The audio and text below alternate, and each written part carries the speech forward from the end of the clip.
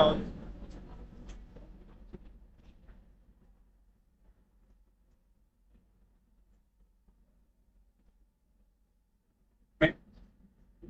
thanks, Ariesta.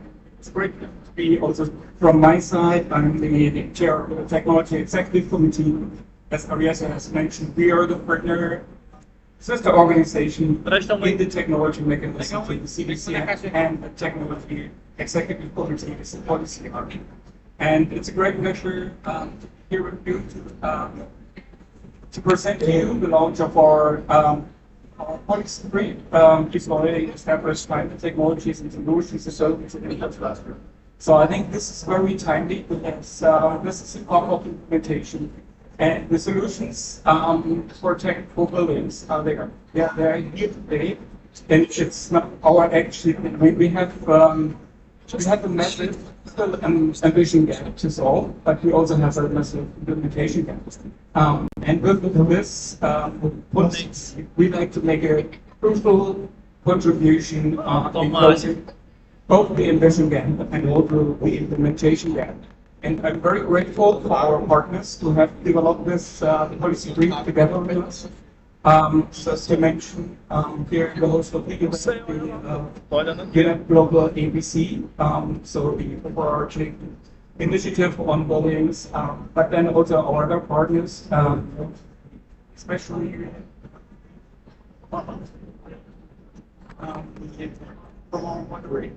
the MIT Technology and Climate Policy Center, and the UNEP Copenhagen Climate Center, and also the Southern World, which we also have to represent here.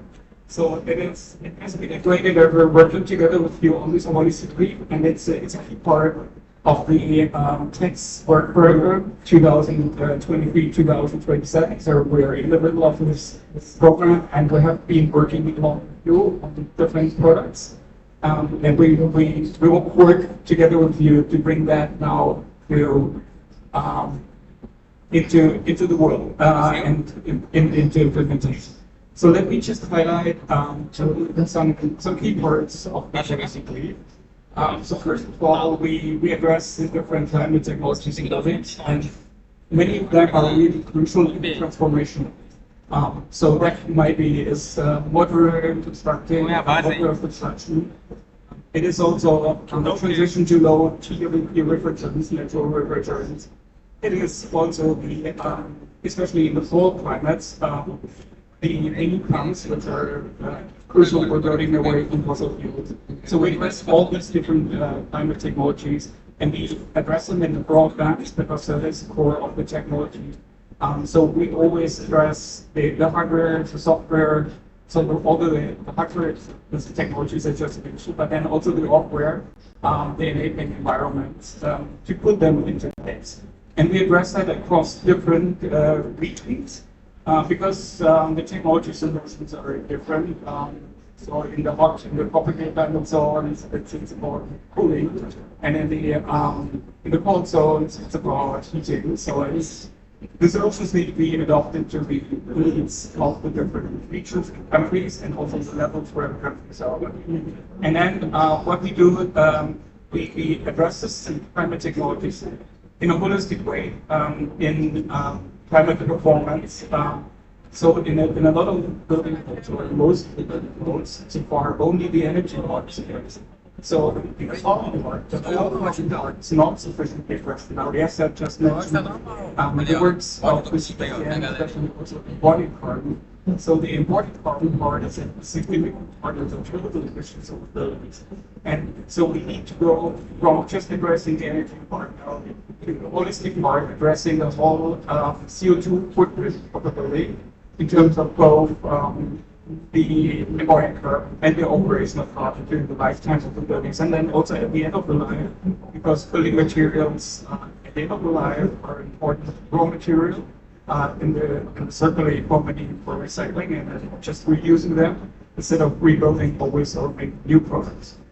So there's still a lot of challenges in resisting the the tipping point of bringing those new technologies into place, because things are very institutional in established markets. So these barriers also have to become overcome, so that we this this goal of like tripling renewables and then also doubling energy efficiency by 2030. So we're just if we achieve our own in this critical decade, we wanted to do like 12%. We have achieved like 12% of emission reduction so far as a projection in the NDCs, but the goal is about overachieving over 50% reduction. So in the remaining year of 2025, the remaining 5 years, we still have to close and the crucial gap, and we have to change the ways we do the practice in buildings, because buildings are 40% of the total energy consumption globally. So it's absolutely essential if we want to achieve this goals or make up the gap. This critically essential. We cannot leave out the buildings where we do things differently than we did before. Then we have to address the security measures, and here government action is absolutely crucial, because governments can make a difference. For example, for green public procurement, but also for the building codes. And there's, I think, less than half of global countries have established building codes, which are mandatory and are really enforceable. So I think this is really crucial to establish those kind of building codes and do the building codes in a holistic way, that it addresses both body art and the operations of the. So it's in very few countries is done so far holistically. So governments also play a key in organizations supporting governments and working with governments an important role in closing that. And then we need to do a quick capacity building. That is like in the way of architects, building developers, the banks, all the institutions supporting that and bridging the gap. And here financing plays a key part, because buildings are usually larger buildings are financed.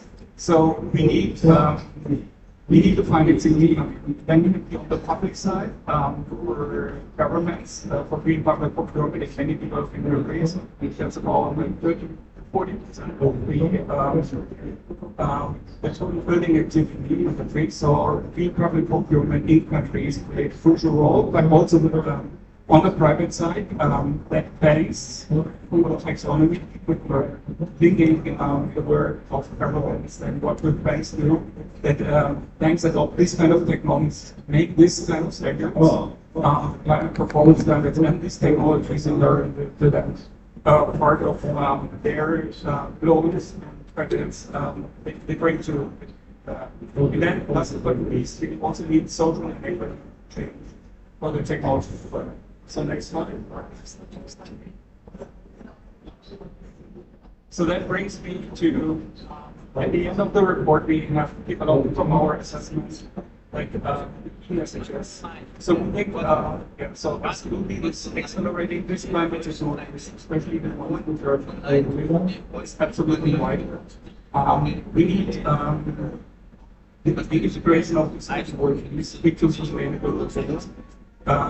We have cost-effective technologies, but they need to be integrated in the systematic way. And equally is our communities, because like especially on buildings, if you look at all buildings in Europe, for example in Florence or in the Tuscany, there's still a lot of buildings that just built on stone and wood. They have zero carbon or negative. So, like I used to say, new buildings, they have that makes 50% of the oil. So it's we don't always have to go into warranties. Sometimes back to traditional technologies. That is important for us, and we need to strengthen that where that exists in many countries. The traditional way to do this is the right way. We should continue with it. And then we need the long-term financing over this barrier of upfront financing to make some of the new technologies, for example, a heat pump, has a higher upfront cost than the traditional fossil fuels, but then in the operational lifetime, it's much cheaper. So this is so we have to overcome these barriers, and banks play a crucial role and would you have development banks and overarching programs, crucial role in bringing that, then supported policies. So with that, I come to my last slide, and my last slide is basically, this is the part of the work, policy recommendations, which are at the moment right now, this is in the negotiation room. So we have in the report of the tech, the CDCN, we have our recommendations to parties, and all the countries assembled here at the COP. Then it shows you the aspects, and then it's more specific in this, but this is just a projection. So what we give is, like, for example,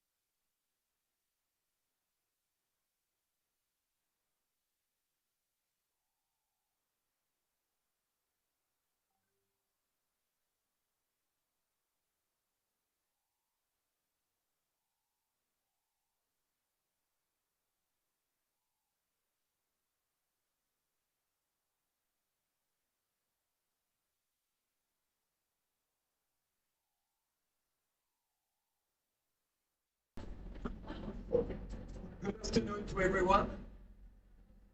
When you know that half of buildings that will exist in 2050 have not yet been built, when you know that they have to be built in a clean and energy neutral way, when you know that all the buildings already existing today have to be retrofitted to become energy neutral, it sounds like a horror movie. Nobody knows what to do, and a lot of people think it's impossible. So we need to bring solutions for it. To turn this perception of impossibility into something exciting. Now notice that at the COP15 in 2009, when I went with solutions, people told me, yeah, okay, you have solutions, but they are not profitable. So at the Sovereign Goals Foundation, we look for profitable solutions. We came with 1,650 solutions that are economically profitable to protect the environment. And people told me, okay, they are profitable, but nobody uses them. So we started to make case studies of who are using them, which countries, which type of companies, is it really a big industry? And we came back with the business cases. Then people told me, yeah, but it doesn't work because there's an upfront investment. So you need to find money, because even if they are efficient and therefore profitable over the lifetime, you need to invest upfront. So we work with some business models like the European Investment Bank, with the European Commission, to see how we can make efficiency as a service, energy as a service. So some investment funds will pay for the investment instead of having the customer paying for it. And it's reimbursed for the savings you do. And now, basically, we see that everything exists. Solutions, profitability, business cases, and business models and investment products. And this is why this guy here is not a horror movie. It's an exciting novel. It's really an exciting novel because it's read with an exciting scenario, like a thriller, knowing the goal that has to be achieved, but also the ways to achieve them. And you can follow all these business cases, all these funding, all these solutions, all these innovators, all these industry, all these policymakers, like actors of a really new scenario. So it was made together between the Sovereign Bonds Foundation, UNEP, Global LEC, but there are two people who are looking probably the streaming very carefully. It's Elliot and Joy from the Sovereign Bonds Foundation, and I want to thank them, because really when I started to read this guide, I thought, wow, that's going to be useful. People are going to read it, not just something to put in the bin when you come home. Really something useful that you can work with. So how to summarize it? Well, it's 90 business cases used in 40 countries from every type of level of development. It's not something just for developing countries, not something just for the rich countries. And I read this sentence because I think it summarizes very well this exciting novel. It combines high-tech innovations and low-tech, locally adapted solutions with examples of policy, financing, and regulatory frameworks that have enabled their deployment, that have enabled their deployment, that will. And you notice that very often we hear people who have the intention, yes, we will do, it might work, we have to. No, this is what has already been done. So what type of examples do we have inside? We have this example from Schneider Electric that's called EcoStructure Platform. They implemented it in Dubai. They funded it themselves the sanitization system. It's 47 reduction in energy. 47% reduction in energy. You hit that. You have the engine system. French you say total performance energy. It allowed in very specific cases of 68 public buildings to lower the energy used by 28%. You have great construction, because it's not only use of buildings, it's also the construction of buildings. How to use all the demolition material and not demolition waste, because waste already was a narrative. And you have demolition material, then they can be recycled, then they can be removed. You have systems like Hosted, Marriott, which makes an insulation foam with all the waste that are left on the construction site. You make insulation foam locally. You have some fields using all these clever ways to filter the sun, to make shadow when it is. Well, all this is exactly what people need. And I love it because I hate all these situations where you don't know what to do. When you hear pessimism around you, suddenly you see that all these technologies, all these solutions can be used for the environment, for energy neutral buildings, for the quality of life, for the people living in the buildings, but also for the profitability of the industry working for it and the customers using it. So it's a win-win-win that has nothing to do with the sacrificial vision that some countries have about energy efficiency and protection of the environment. I believe that all the people who are resisting to climate action, all the people who believe that it's a handicap for economic development, especially in the north of America, they should read this as a way to make better business. And even for climate change deniers and more care for the environment, it's something that makes sense. It can go into their search for profit and for creation. So it's a way to unify the extremes who are usually fighting together, who could be around a guide like this one, around the type of speeches that were made before me on this panel. It's a way to put the people together around the table and see all the solutions that can be implemented for the profit of the environment and of business. So I hope you've enjoyed this new novel and that you will think about it each time you are looking for solutions for building. Thank you.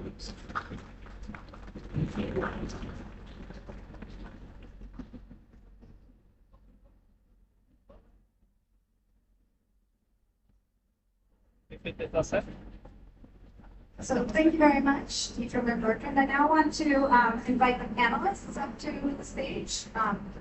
If you are a panelist, come on up. I think we only have 4, so yes. Particular order.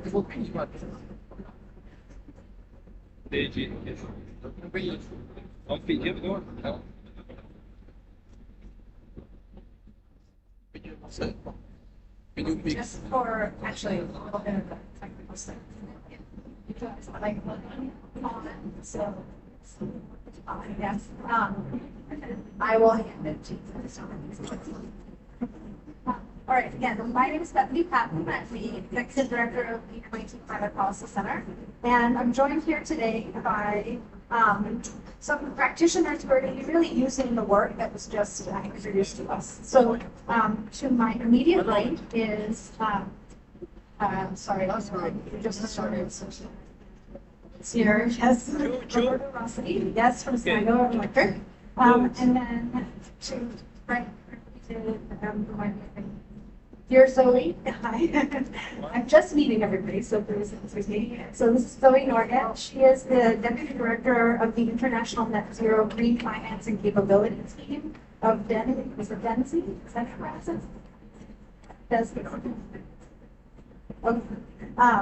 And then I'm joined by Mary Dickinson, who is the Regional Sustainability Practice Leader for Perkins and Will.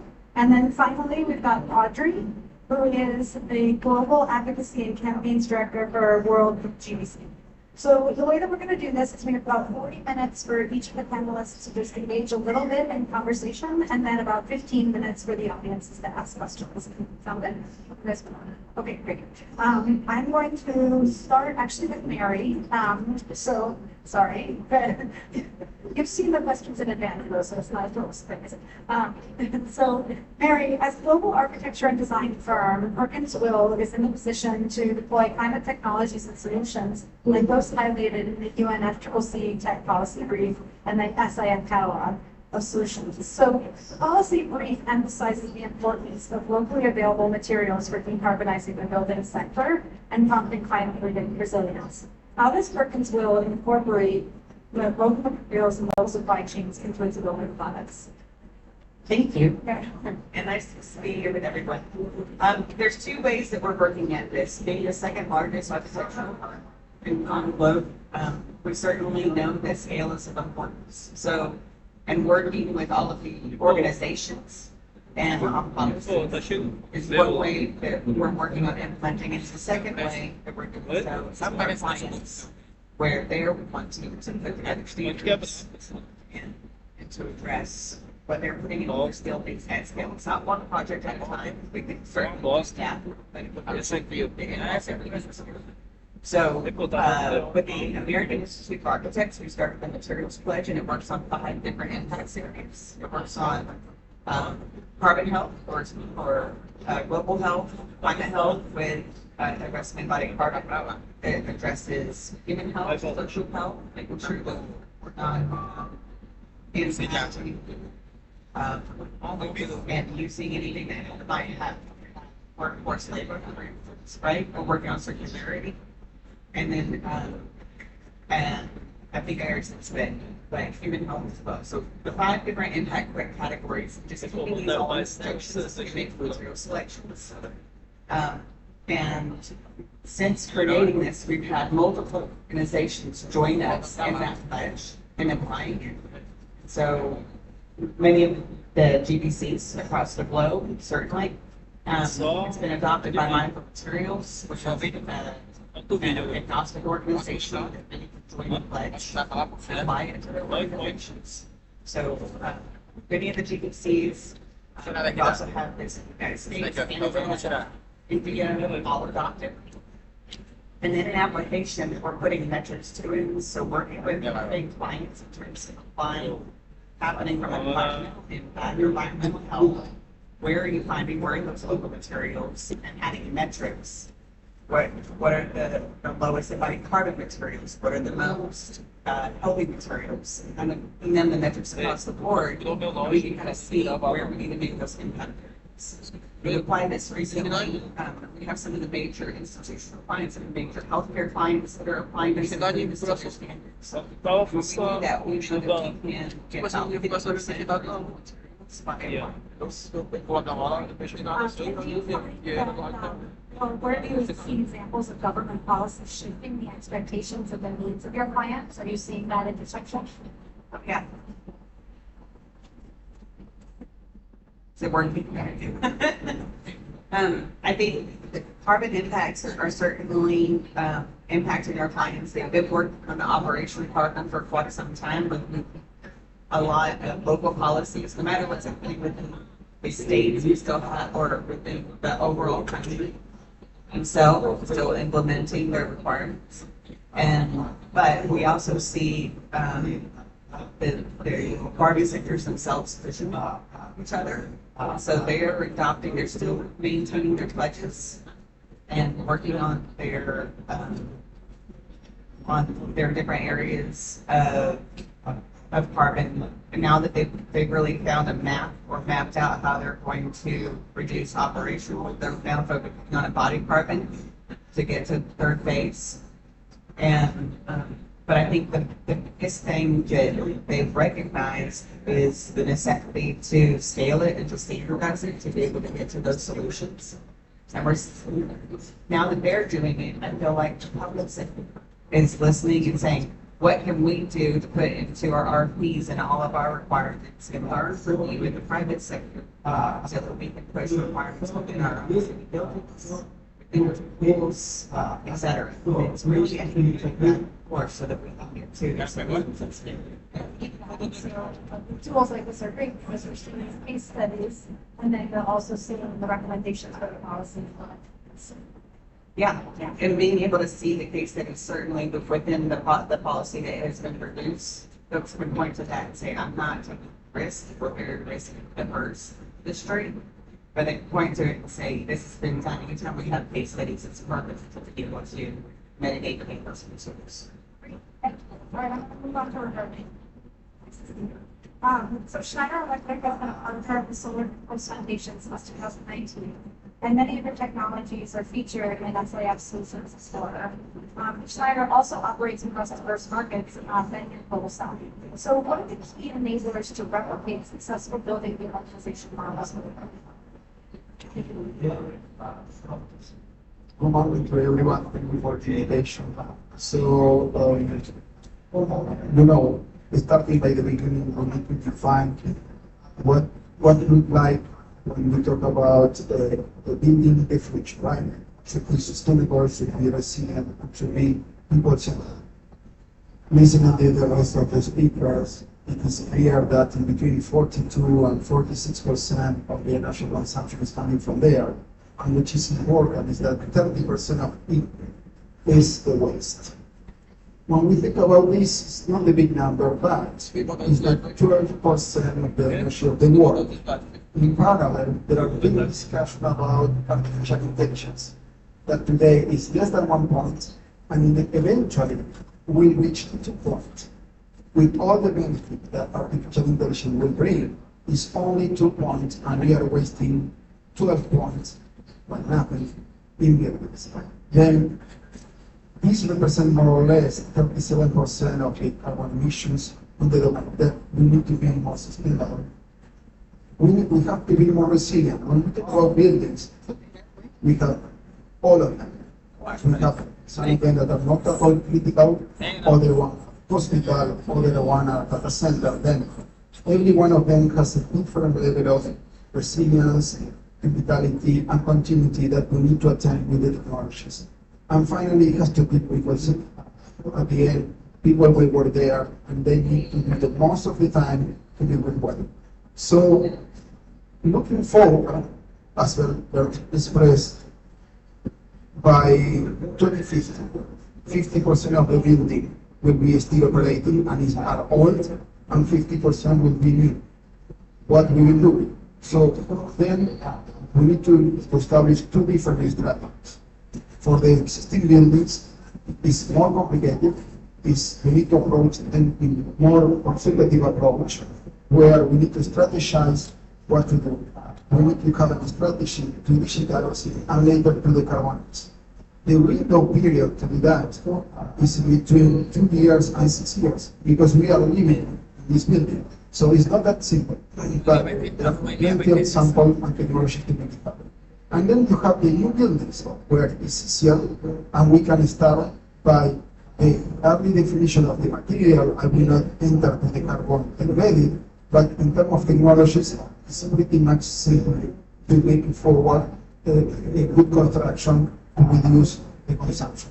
And we have plenty of examples in Schneider. We would like to try our technologies in our buildings. So in Singapore, we have a 25 years old building, which is a lighthouse in Singapore, where we will refit the building for 6 years, and now it's on carbon neutral, with microgrid, with batteries, with all kind of electric and digital system to make it happen.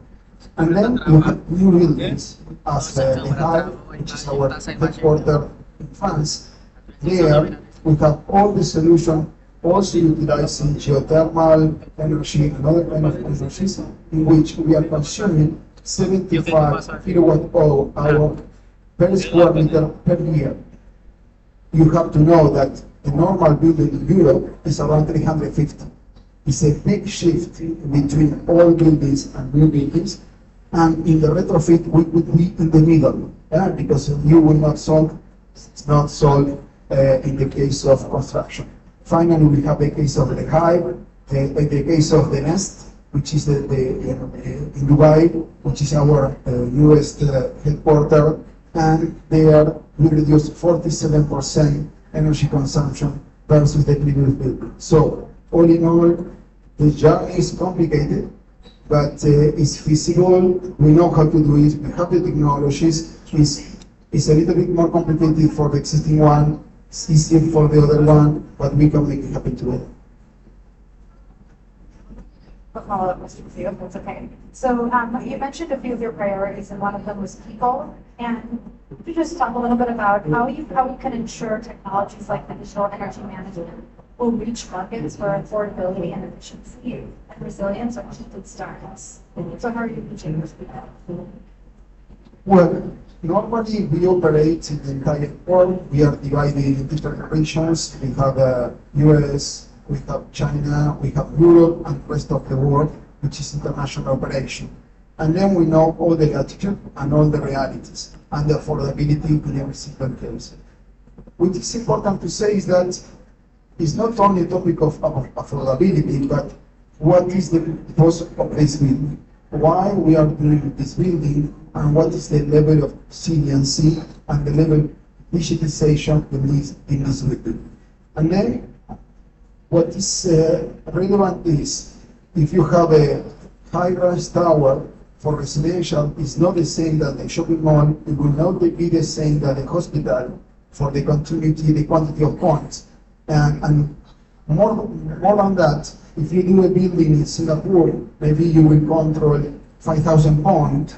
And I was the president for Indonesia, and there we control 1,000 points. And it's enough, and it's okay for the market. Then you have different type of solution by type of building.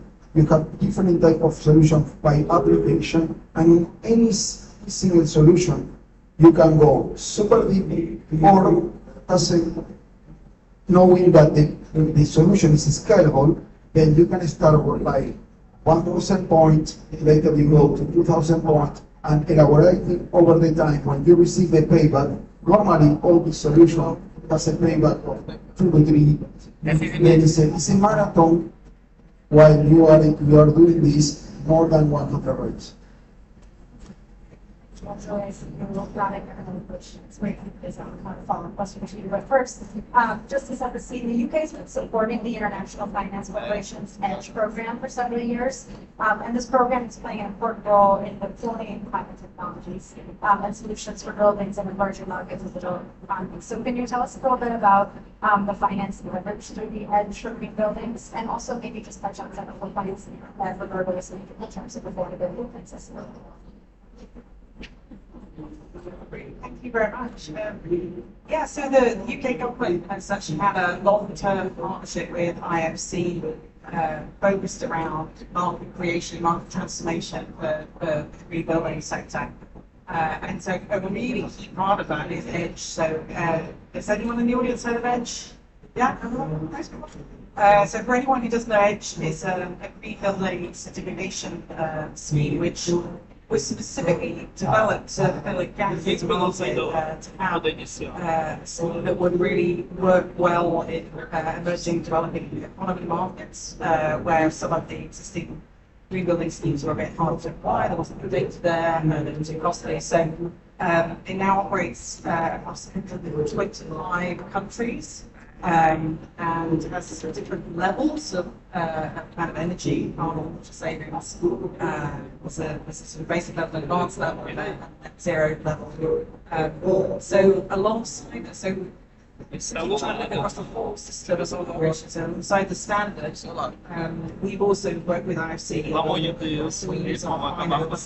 to actually incentivize local financial institutions across these countries to have lending portfolios for reconstruction. And so we worked in a number of ways, so directly supporting rollout of the EDGE certification scheme, doing technical assistance capacity building with local financial institutions so that they understand what are green buildings, what's the business case for lending to them, and then using our money to then buy down the interest rates for those institutions to lend for the sort of first wave of reconstruction in that country or in that sector.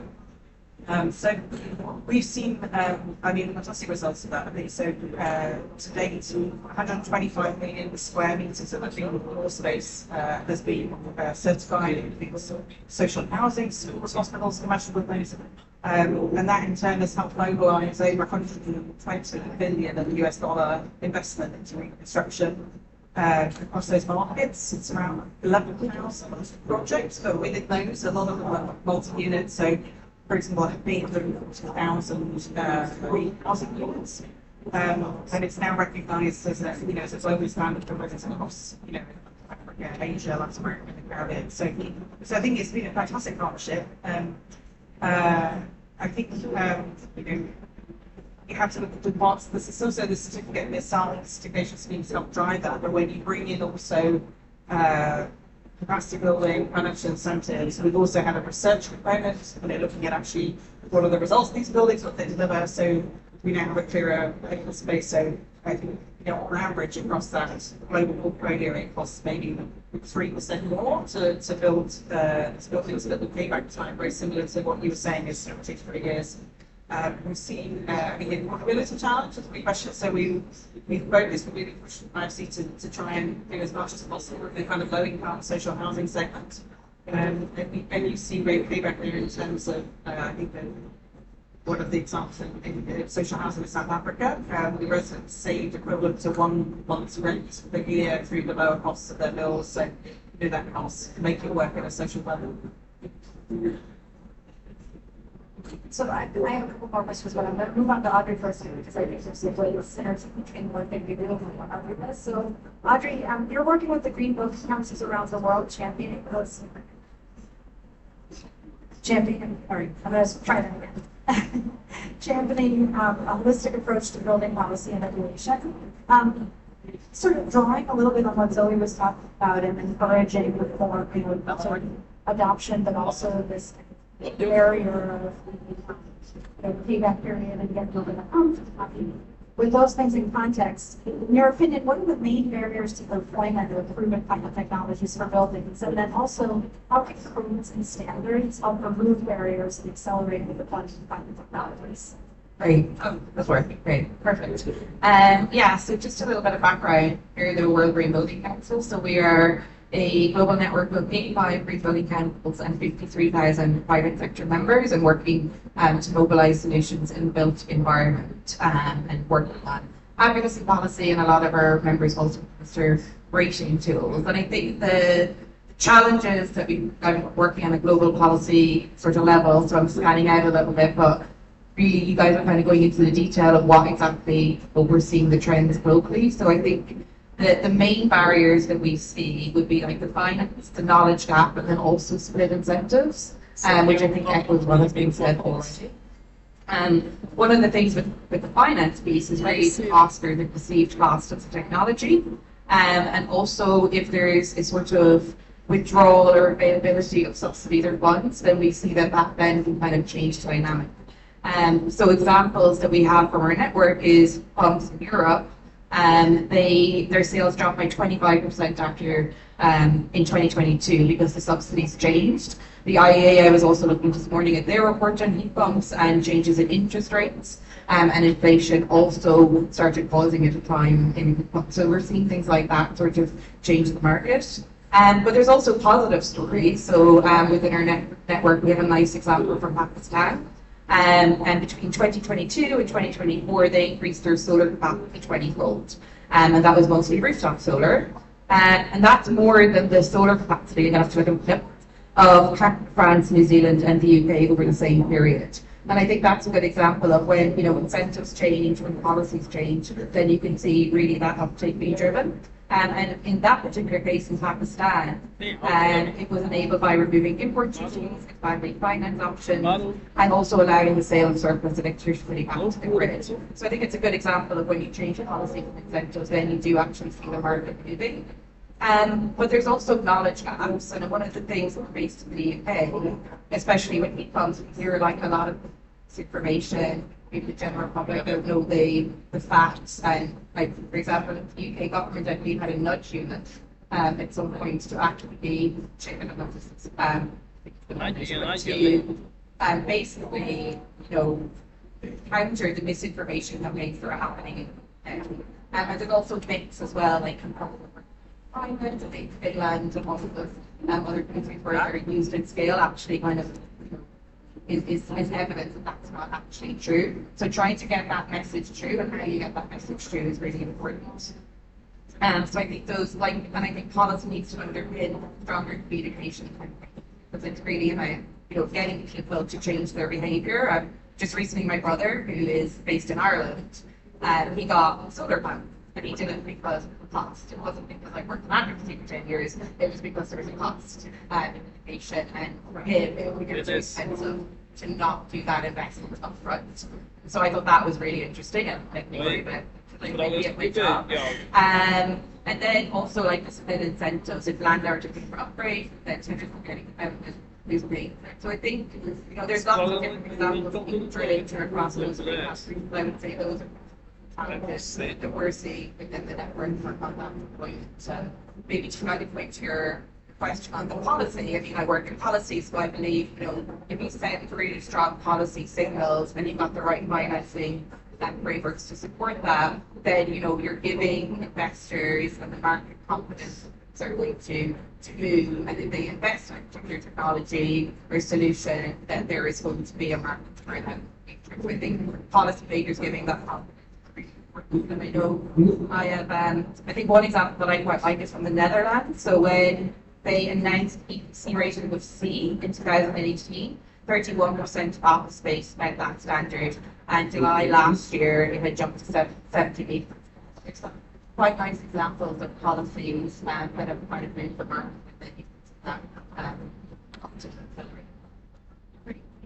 So you've all sort of set the seat for your in your own sector.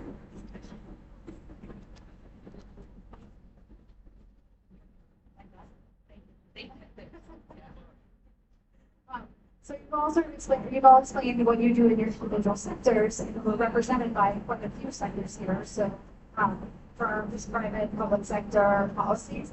I wanted to kind of open it up to a discussion around how we could possibly work better across these sectors in order to achieve the global goals for the building sector.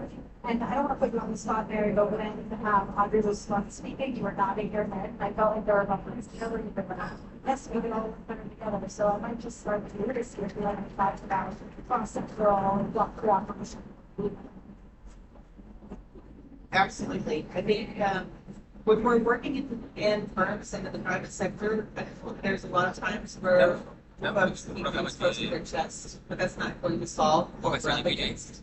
And therefore, we might go in-house to do some of our research, but it's absolutely critical to have these conversations with co-panelists on stage, sharing some of the resources that we've already created. I'm saying providing Audrey some things. I have solutions, and you have solutions. To be able to share that, and we have these toolkits. What are we when we apply this toolkit? Or say, I have something that is a safe thing that is applied where it actually takes what the whole team's been trying to do about carbon and gives them the tool sets, materials, and the numbers that they're looking for in the ballpark.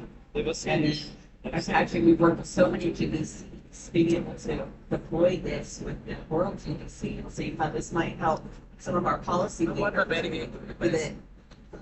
Trust in what they're putting. Policies will actually work.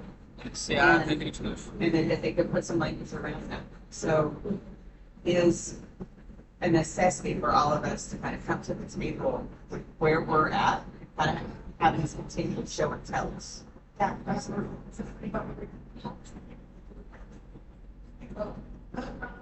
Yeah, I completely agree. I mean, the design of what we've been doing with IFC is actually not only trying to piece together the whole chain. So, the public finance, private finance, civil lending, the mortgage providers, developers, the research communities, and learn from it. So, yeah, absolutely agree on the importance of that.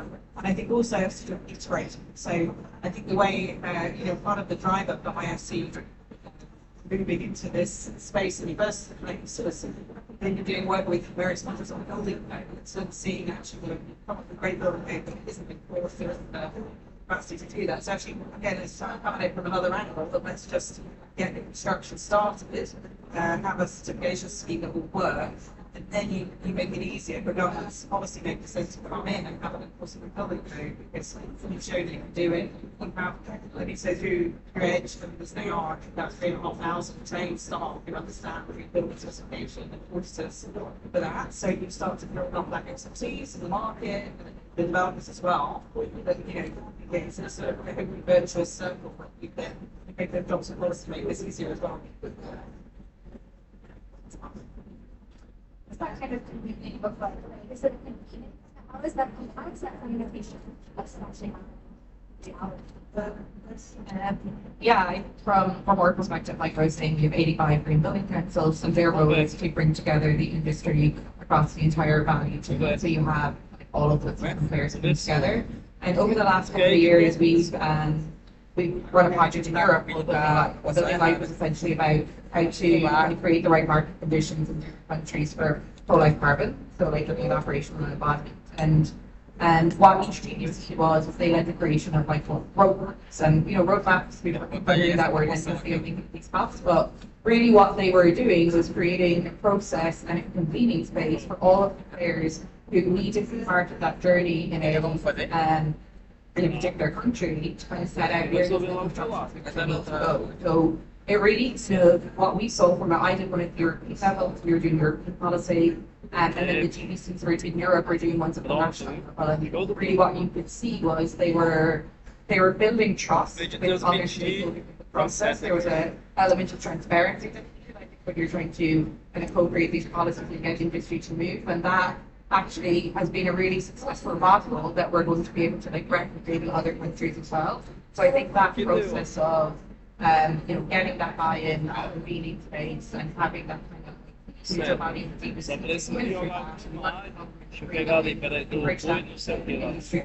and government is really, really important. So I think that for us has been a really helpful kind of learning how you kind of move these conversations along. Because like strictly because the value chain is quite different. So we have to be mindful, you know, we are an unusual sector, like a lot of these deals need to track. There's kind of lessons to be learned. Yeah, so pulling on this theme of that conversation themes, for everybody in the room here in business planning, they wanted to know more about the roadmaps of wanting to get involved. How do they do that? How was that? How do they engage with that? Sorry. Usually, I mean, the roadmaps are led by the GBCs at the local level. So if you're a member of the GBC, you know, you should be aware of that, hopefully. You're basically paid weekly. Green Valley Council did one on mobile park a couple of years ago, and they did one on resilience this year as well. So I think what they do is they make sure that the network are part of that. But we'll be doing an announcement on that tomorrow, so we'll share some more then. And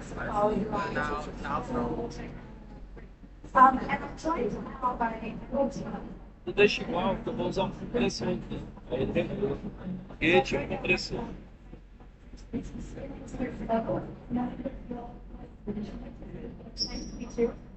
So you got É um gato. and he's going to talk a little bit about the work that we're doing to create positive energy constantly. So just a little bit, tell us a little bit about your project.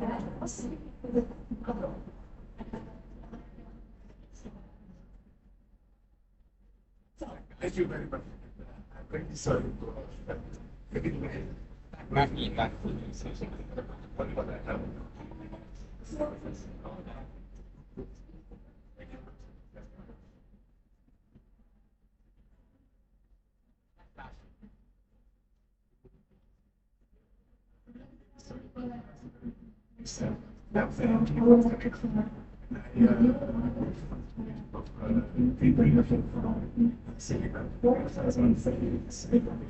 Não, não tá. Including intelligence. My main focus is really to put in place an application. For me, what is really important is really to show what is behind the word green building. There is a lot of theory. Everyone decided to pilot by very big houses, ultimately by design. But it also needs mass energy produced by solar systems. And for me, for example, I'm living in this house. The north of this house is since 2010. And there's a lot of this very okay. Again, living in this house, only problem of is regulatory or things like that, but it's important for them to educate the people living in house like this. It's very important.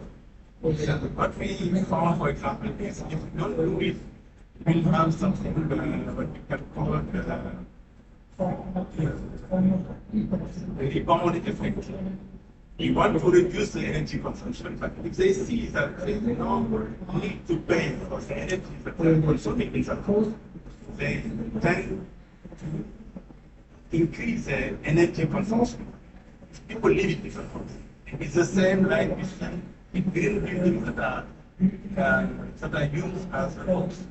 People, the first thing that they are doing, coming in such a building is the morning is put on all electricity and all AC systems, and that increases the demand of energy. That's the reason why we say it is a very big problem to educate people living building most of the time. It is not part of our development. Like we don't think to do it. It is really the real problem. And if we don't do it, it shows that we don't see the effect because the impact continues. On the other hand, it helped us to use materials what we have done. Instead of importing steel, cement, or something like that. Maybe okay, in Senegal we produce cement, but go for the gas for energy, is expensive. And if you come to make sure for example, whereas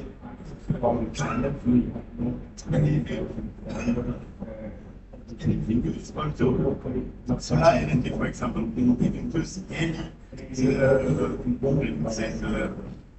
global emission. Use the global emission of the house. I concentrate energy. Put in place to produce all this consumption. Okay. It was a good expression. Help us influence our interaction around us. Digital one. And it helps more, for example, for the energy. The national grid to control the energy consumption from houses. Again, they don't need who they are away from the US. They can really control the energy consumption. For example, they can say, okay, we can do what is house away from the grid, so to reduce the consumption. High demand, for example, grid. Before you showed up, we were talking a little bit about how senators can work together to share best practices.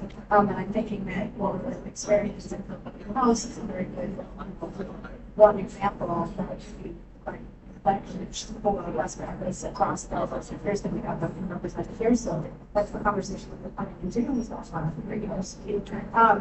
Thinking a little bit about each of your sectors and kind of drawing on what Audrey was her work and where we can find out about her work. We've got these other sectors that are represented, and I'm thinking about if there was one or two helpful changes or ways that you would help hearing each other speak. If there was one thing that you would want to learn from somebody else, what would it be in order to kind of accelerate your work interaction? And I don't want to put on the spot, but I'm going to start. Okay. So, you know, as I stated at the very beginning, we have already the technology, but at the end the problem is based on four pillars. We have policies, we have technologies, but we also have people and the focus. So then, leaving aside the policy, that could be an accelerator. We do have the technology available. Then the topic is, do we have the human capital? In some countries we have, in other countries we don't have this type of human capital. And it's something that, again, the policymaker can start to work on. So today, the technological companies struggle to hire new people with the skill according to the next 5 to 10 years, which is by far more digital, more artificial intelligence, etc., etc. 1 out of 5 is a shortage today, and this will increase more and more and more. Then, looking at the future, we have the technologies, but we need the human capital, and then when you have this goal, we have the financial skill available. So today, some technologies has a payback of 2 to 3 to 4 years. With the support of the global regulation that define global standards, like green building, etc., we can qualify this level, and anyone can do moving forward the effort toward this. Then finally is the collaboration with the policymakers to accelerate, because it will not be enough to achieve the net zero 2050 with the level of speed that we have today. We need to go 2 to 3 times faster to the carbon. And I see the collaboration across the policymaker to accelerate, and the collaboration across the institutions to define the standard, to implement the standard, but more important than ever, is to build in every single location, in every single country, a human capital to make it. Depois ficar para os brasileiros. And then one off. Yeah, I was like, usually have some of the skills base, so I think, yeah, we do a lot of collaboration. I know Yes, learning between countries. So we exchange students from some countries, you know, much faster, like Australia, with love for rebuilding so bringing together, we just had an event this summer to celebrate 10 years of it and bringing together different countries to share that experience. But so I guess, you know, taking the learning we have from experience in different markets that I have seen and sharing that with, you know, the rebuilding scouts from globally we see, you know, you see we put together the different parts of the picture, all the some of our parts, I guess. Any thoughts on that?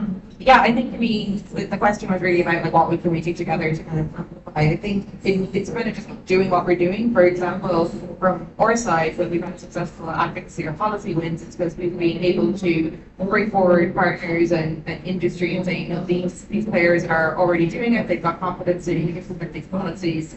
That they're ready to implement them and they can scale the solution. So I think just kind of keeping that like spirit of collaboration, accelerating it as we kind of move towards tighter timelines to address the challenge. So I think now,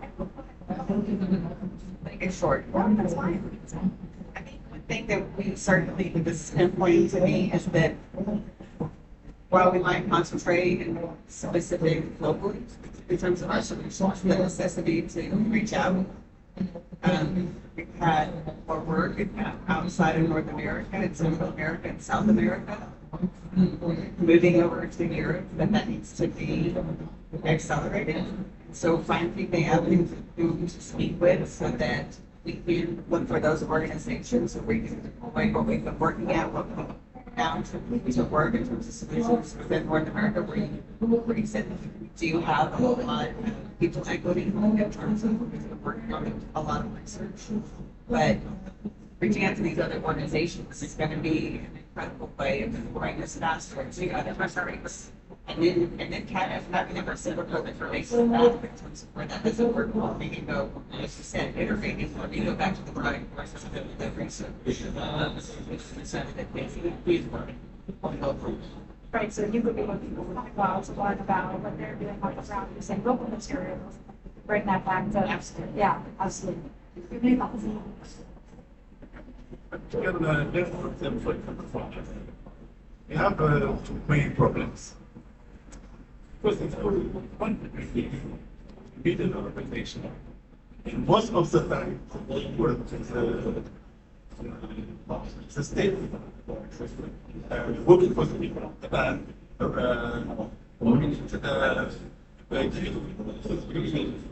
and I'm not for the pain. It's the base of it. If you come in once a normal base, out of the organizations, these are problems. But the moment if you start saying, okay, I want to we see the roof in very stable, for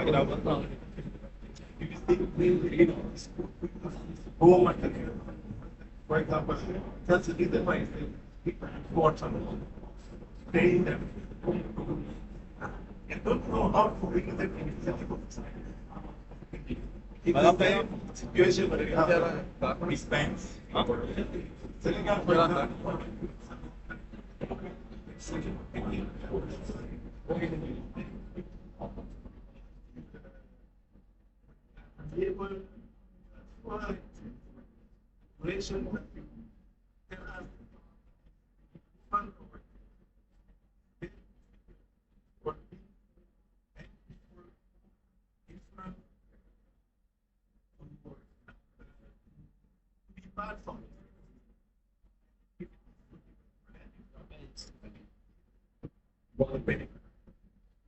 CEOs. Program on the certification side of that.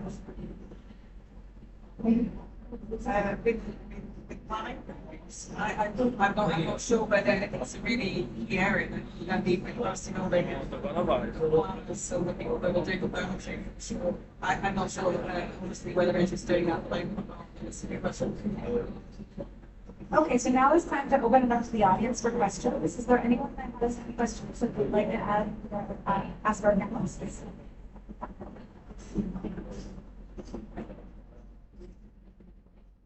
For some really interesting discussion. Adam McTavish from Curry & Brown. One of the things that we see when we're advising clients on sustainable building technologies and materials is the rapid proliferation of solutions that people are putting forward, which is fantastic, but being able to identify what is a genuinely great practice solution and what is something that is a repackaged business as usual solution is challenging, and the clients need support in doing that. So I just wondered, in this topic of scaling these successful technologies, how you feel people can identify the right solutions and not the well-marketed solutions, should we say? And is that benchmarking? Is it information provision? But what sort of approaches do you use?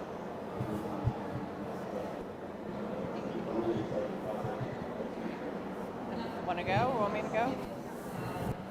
So I will leave aside the topic of carbon contained in the construction first, but when you talk about technologies, we are able to do the proof of concept up front. You can prove it. It's not the topic of bungee jumping or belief. So whatever we do, you can see already operating in our buildings. You can see in a proof of concept for your application. Then there are other topics related to carbon embedded, like the materials that we are using to build. In our case, we are moving out from SF6, which is very, very impactful in terms of carbon emissions, and then you have already solutions that are totally decarbonized. Then, I agree with you, sometimes the pitch in marketing is diffuse. Everyone say we are better, we are greener, we decarbonize, etc., etc. But in terms of technology and materials, it's pretty much straightforward. You ask a proof of concept, you taste it, you put in one building, you ask to go to other building. We have water companies now in other domain going to different places like Australia to see the impact before and after the implementation of the control solution, the software on top, and moving forward, something that we didn't talk about is the full digitization of the construction market. Now we have 8-beam solution in software where we can control the end-to-end of the construction, from the design, the digital twin, the construction, the operation, and the facility management. All this is clear, is on the table, easy to work with. I agree with you, there are some solutions that are not that simple to check, but maybe the rest can elaborate more. I think actually this is something that the Edge scheme does help with. So there's a kind of interactive tool which helps you look at what exactly the level of savings for different types of technology. So you can twiddle with your building design and see actually what gives the most benefit. It's not down to the individual commercial product level, but it certainly gives you the big picture sense of which interventions deliver the most savings. Yeah. I think one of the things right up front is what Curry & Brown is good at, and that is the life cycle cost analysis at the very beginning, being able to share that ROI information, obviously. But then that's part of it. The other portion of this is, which I love that some of our other panelists have shared, is who's going to be ready and have the expertise to deploy and to install, to continue to maintain and to operate. And then for the owner side, when that happens, do they have a commitment to that new type of technology, and can you circumvent their kind of concerns from the risk factor? And so one thing that was already shared is taking them to those facilities where these have been deployed and showing them how they're working, how they're operating, how they were installed, who that we can get in touch with. certainly. But I think also we can come to some of our organizations, such as Edge, such as the World GBCs, such as those that are creating case studies, just to ask the question, where else has this been deployed? Folks love more than anything the case study examples and the history of how well was it executed and how well has it been going, how long has it been going, and that longevity is really important.